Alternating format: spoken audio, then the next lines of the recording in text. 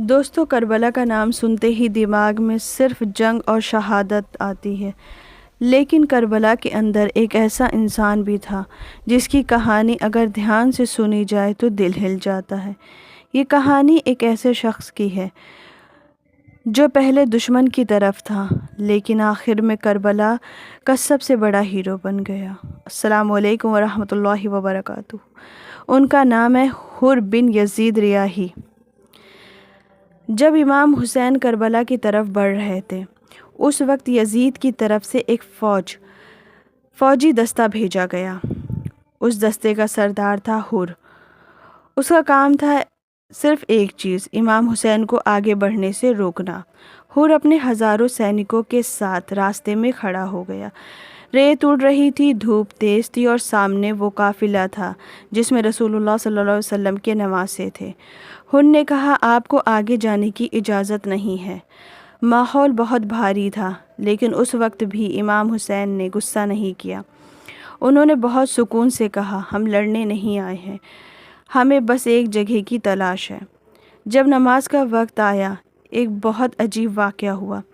امام حسین نے کہا، تم اپنے طریقے سے نماز پڑھ لو، ہم اپنے ساتھیوں کے ساتھ پڑھ لیں گے۔ لیکن حر نے کہا، نہیں، ہم آپ کی امامت میں ہی پڑھیں گے۔ جو انسان کل تک سامنے کھڑا تھا آج اسی کے پیچھے کھڑا ہو کر نماز پڑھ رہا تھا۔ یہ چھوٹی سی چیز تھی لیکن حر کے دل میں ایک دروازہ کھل چکا تھا۔ دن گزرتے گئے، کربلا کا ماحول بدلتا گیا۔ امام حسین اب سمجھ چکے تھے کہ حالات بہت نازک ہیں، لیکن حر ہر دن اندر سے ٹوٹ رہا تھا۔ وہ دیکھتا تھا کہ سامنے کون ہے اور پیچھے وہ کس کے ساتھ کھڑا ہے۔ رات کو وہ اکیلے بیٹھ کر سوچتا، کیا میں سچ میں رسول اللہ صلی اللہ علیہ وسلم کے نواسے کے خلاف کھڑا ہوں؟ اس کے ہاتھ کبھی کبھی کانپ جاتے تھے، اس کا گھوڑا بھی بے چین رہتا تھا۔ آخر وہ دن آیا، صبح کا سورج نکلا لیکن کربلا میں روشنی نہیں، اندھیرا تھا۔ جنگ شروع ہونے والی تھی۔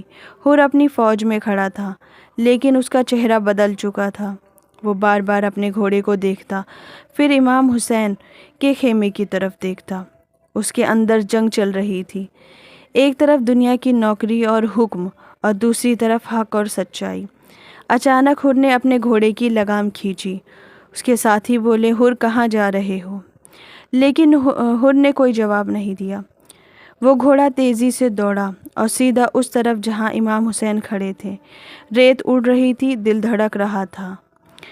حر گھوڑے سے اترا، اس نے اپنا سر جھکا دیا اور کانپتی آواز میں کہا، مولا، میں وہی ہوں جس نے آپ کا راستہ روکا تھا، کیا میری توبہ قبول ہو سکتی ہے؟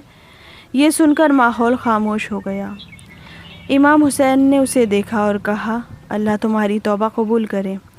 بس یہ ایک لائن تھی لیکن حر کی پوری زندگی بدل گئی۔ حر اب اسی کی طرف تھا جہاں سچائی تھی۔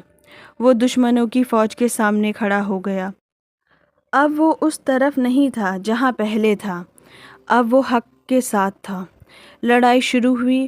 حر نے بہادری سے لڑائی لڑی، اتنی کہ دشمن بھی حیران رہ گئے اور آخر کار وہ شہید ہو گئے۔ اگر آپ کو ہماری یہ ویڈیو پسند آئی ہو تو لائک ضرور کریں۔